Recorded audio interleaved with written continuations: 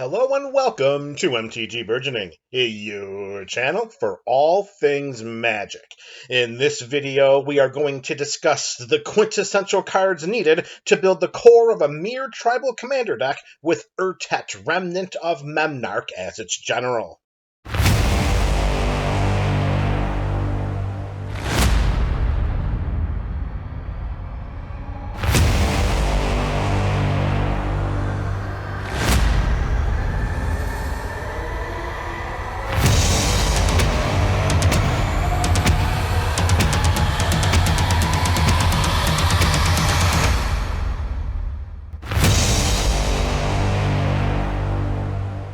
Urtet, Remnant of Memnarch, hails from Phyrexia, all will be one, and is a 2/2 legendary mirror for 3 colorless mana. Whenever we cast a mirror spell, we create a 1/1 colorless mirror artifact creature token. At the beginning of combat on our turn, we untap each mirror we control. We can pay Wooburg mana, that's a white, a blue, a black, a red, and a green, tap Urtet, and put 3 +1/+1 counters on each mirror we control. This is an ability that we can activate only during our turn. As we will demonstrate during this video, that is not restrictive enough.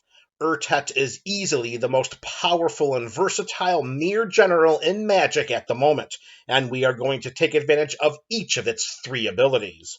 For the purposes of crafting the core of this build, we are going to inundate it with mirror spells in order to create mirror creature tokens, include some combat chicanery, as well as numerous +1/+1 counter synergies. We begin the core of this build with an array of mana-producing mirror. Gold, silver, and leaden mirror each cost 2, and tap to add white, blue, and black mana, respectively. Iron and copper mirror continue this trend, each costing the same and tapping for red and green mana, respectively. Alloy mirror taps to add 1 mana of any color. Plague mirror taps to add a colorless mana, while Palladium mirror taps for 2 colorless mana. Plague mirror also has Infect, which means it only needs to deal 10 points of damage to an opponent before that player succumbs to a death from poison counters. With our mana producers in place, it's time to start bulking up our roster of mirror. When Mirror Retriever dies, we return another target artifact card from our graveyard to our hand. When Perilous Mirror dies, it deals 2 damage to any target. Hover Mirror has Flying and Vigilance, while Ichor Claw Mirror has Infect, and whenever it becomes blocked, it gets +2/+2 until end of turn. Mirror Superion is a beefy 5/6 for 2, but we can only cast it with mana produced by creatures. Darksteel Mirror is indestructible, while Sun-Touched Mirror has Sunburst, which means that it will enter the battlefield with a +1/+1 counter on it for each color mana spent to cast it. We can pay 2 to give Sarcomite Mirror flying until end of turn, or we can sacrifice it and draw a card. Mirror Enforcer is a 4/4 with affinity for artifacts, and in this build, we could routinely cast this creature without paying its mana cost. We can tap Mirror Welder through its imprint ability and exile target artifact card from a graveyard. Mirror Welder has all activated abilities of all cards exiled with it. Shimmer Mirror has Flash, and lets us cast artifact spells as though they had Flash as well. Lodestone Mirror has Trample, and we can tap an untapped artifact we control to give it +1/+1 until end of turn. In this build, Lodestone Mirror easily could one-shot an opponent. Although Mirror Entity is a shapeshifter, it has Changeling, which means it is every creature type. So since it is also a mirror, it will trigger Urtet when it's cast. More importantly, Mirror Entity's activated ability is a game ender. We can pay X and, until end of turn, creatures we control have base power and toughness of X and gain all creature types. There is a handful of non-mirror utility creatures in this build that would become mirror until the end of turn when we activate Mirror Entity's ability. This means that they get +1/+1 counters from Urtet that turn as well. We'll learn more about these creatures later in the video. Urtet is not the only mirror that can make 1/1 colorless mirror artifact creature tokens. When Mirror Sire dies, we create a 1/1 mirror. Mirror Propagator can create tokens that are copies of itself, a process that can get out of hand very quickly in this build. When Mirror Battlesphere enters the battlefield, we create 4 1/1 Mirror, and whenever it attacks, we may tap X untapped Mirror we control. If we do, Mirror Battlesphere gets plus X plus 0 until end of turn, and it deals X damage to the player or planeswalker it's attacking. Mirror Battlesphere has the potential to one-shot an opponent. We've added a slew of cards that interact with Urtet's mirror-producing ability, but we're not done creating mirror artifact creature tokens yet. If we choose Mirren when Mirrodin Besieged enters the battlefield, then whenever we cast an artifact spell, we create a 1/1 mirror. The other mode of this enchantment is relevant as well. If we choose Phyrexian instead, at the beginning of our end step, we draw a card and then discard a card. Then, if there are at least 15 artifact cards in our graveyard, target opponent loses the game. Either way, this enchantment will have a major impact on the game. Mirrorsmith has the same token-producing ability as Mirrodin Besieged, but we must pay 1 in order to activate it each time. Mirror Turbine can tap to create a 1/1 mirror, or we can tap it and 5 untapped mirror we control to search our library for a mirror creature card and put it onto the battlefield. Reflections of Litjara copies our mirror creature spells and, alongside Urtet, can flood our side of the battlefield with mirror very quickly. Now it's time to strengthen the +1/+1 counter theme of this build. Metallic Mimic can enter the battlefield as a mirror, and then whenever another mirror creature enters the battlefield under our control, we put a +1/+1 counter on it. Notice the text. It says whenever another creature. Mirror creature tokens get these +1/+1 counters as well. Steel Overseer taps to put a +1/+1 counter on each artifact creature we control. Whenever we cast an artifact creature spell, Lux Artillery gives it Sunburst, which means that the creature enters the battlefield with a +1/+1 counter on it for each color of mana spent to cast it. Sun Artillery also deals 10 damage to each opponent at the beginning of our end step if there are at least 30 counters among artifacts and creatures we control. This is way too easy. Lux Artillery is a win condition in this build. Our +1/+1 counter theme continues. Whenever a creature enters the battlefield under our control, Cathar's Crusade puts a +1/+1 counter on each creature we control. Alongside Urtet or any other token-producing effects we have showcased already, this can get out of hand very quickly. Whenever a land enters the battlefield under our control, Felidar Retreat either puts a +1/+1 counter on each creature we control, and they gain vigilance until end of turn, or it creates a 2/2 white Cat Beast creature token. Most likely, we are going to choose the +1/+1 counters and the end of turn vigilance. Remember, Urtet's second ability untaps each mirror we control at the beginning of combat on our turn. We can activate Urtet's +1/+1 counter ability during our first main phase. Each mirror we control then untaps at the beginning of combat. We declare our mirror as attackers. Since they have vigilance, attacking does not cause them to tap.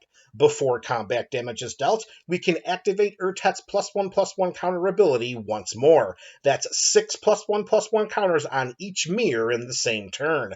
What could be better? How about doubling each of those +1/+1 counters instead? That would be better. A lot better. If one or more +1/+1 counters would be placed on a creature we control, Branching Evolution and Corpsejack Menace puts twice that many counters on that creature instead. Doubling Season does the same, but extends its +1/+1 counters to any permanent we control. As a bonus, anytime we create a token, Doubling Season creates twice that number of tokens instead. Doubling Season may be Urtet's BFF. Any one of these effects puts 8 +1/+1 counters on Colonian Hydra whenever it enters the battlefield, and whenever it attacks, we double the number of +1/+1 counters on each creature we control. We must accept the possibility that many of our mirror may perish during a game. We can preserve their +1/+1 counters with the Ozolith. Whenever a creature we control leaves the battlefield, if it had any counters on it, we put those counters on the Ozolith. At the beginning of combat on our turn, we may move all counters from the Ozolith onto target creature. The Ozolith could get the assist in one-shotting an opponent. With +1/+1 counters being doled out like candy from a Pez dispenser, let's include a +1/+1 counter specific win condition in the form of Simic Ascendancy. Whenever one or more +1/+1 counters are placed on creatures we control, we put those many growth counters on Simic Ascendancy. At the beginning of our upkeep, if Simic Ascendancy has at least 20 growth counters on it, we win the game. we can put more than 20 growth counters on this enchantment in one turn. Even though we have woven +1/+1 counter theme into this build, that does not mean we have to win our games through combat. Simic Ascendancy has shown that already. All Will Be One shows this too, and is another win condition that fits into our theme. Whenever we put one or more counters on a permanent or a player, All Will Be One deals that much damage to target opponent or a creature or a planeswalker an opponent controls. Notice the text on this card. It triggers whenever we put one or more counters onto a permanent, not just our permanents, and not just creatures. Putting +1/+1 counters on the Ozolith and growth counters on Simic Ascendancy triggers All Will Be One. For another example, the Ozolith targets any creature when moving its counters, not just ours. Either way, it triggers All Will Be One. Each +1/+1 counter put onto our mirror by Urtet or Steel Overseer is another point of direct damage dealt to an opponent or a permanent they control. What if these +1/+1 counters were put onto our creatures with Simic Ascendancy on our side of the battlefield? We deal damage equal to the number of these +1/+1 counters, and then we deal damage equal to the number of growth counters put on to Simic Ascendancy.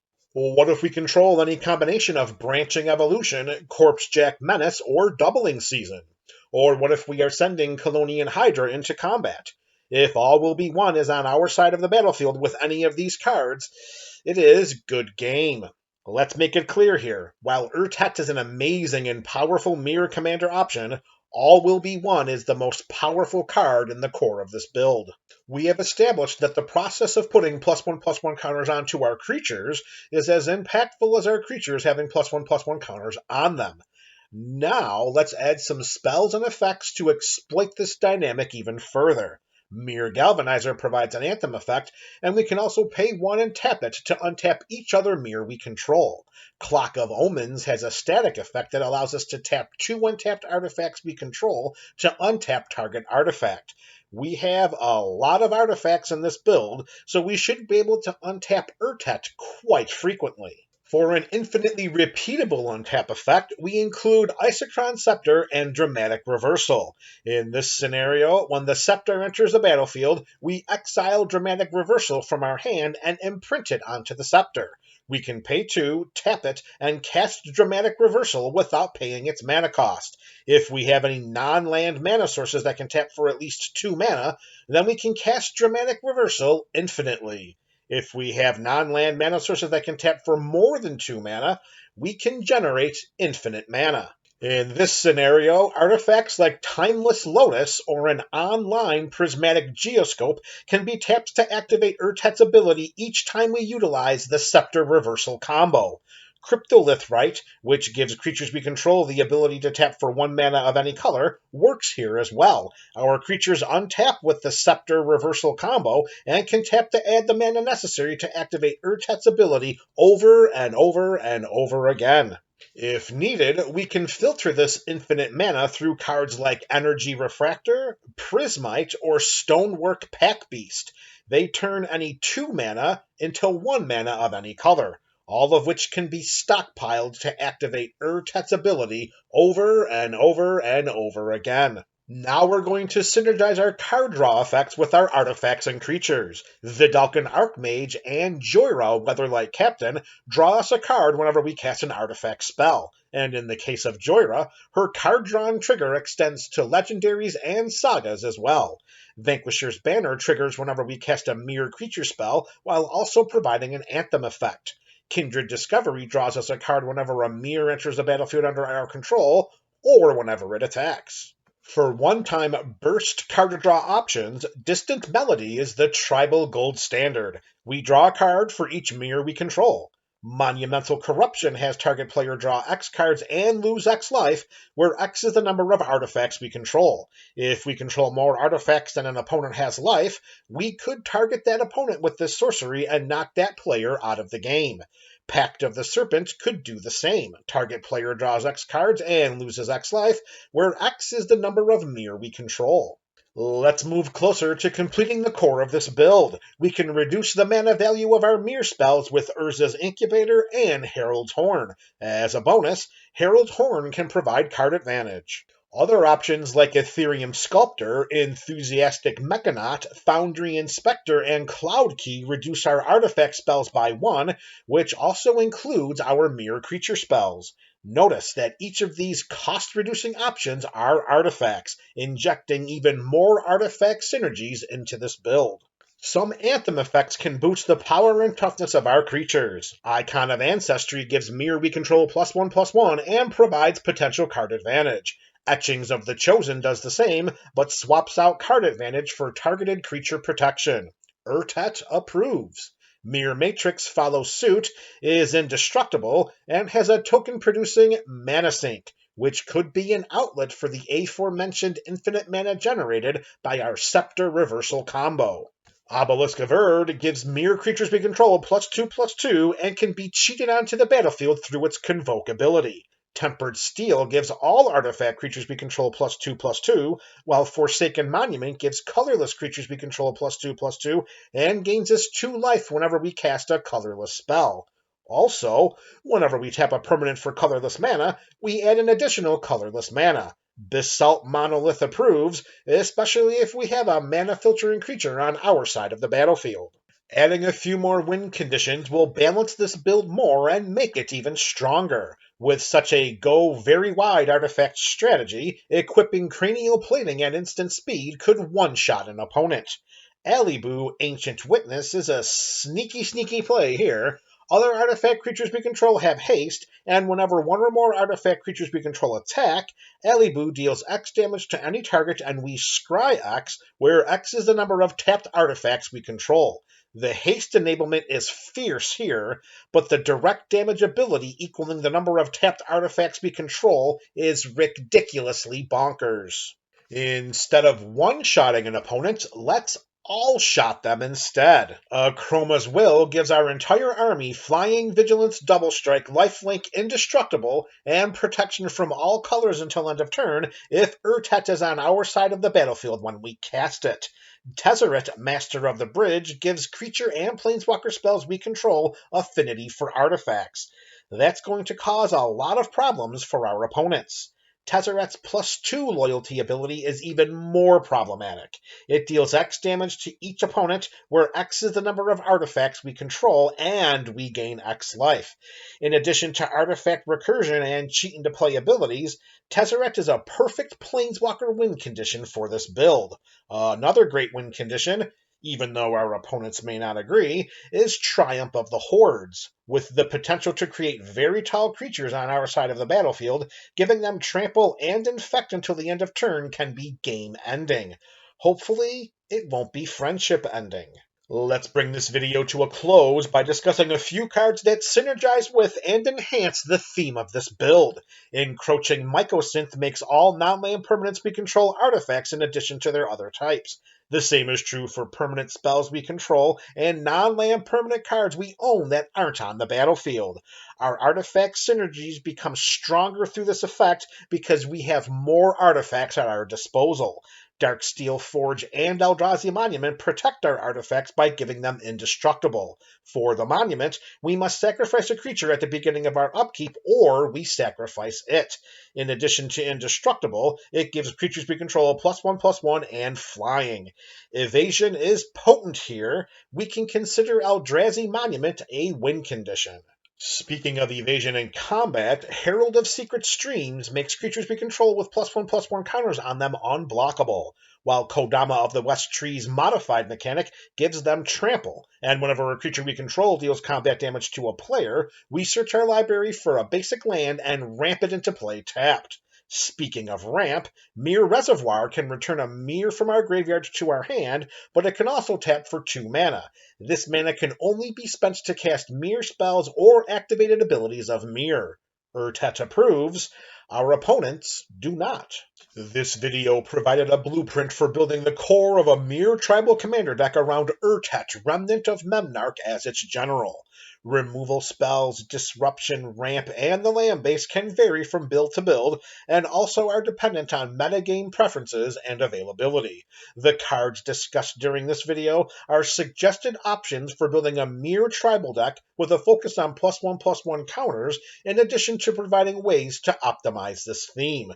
Let me know your thoughts about these recommendations in the comments section below. This is MTG Burgeoning, your channel for all things magic.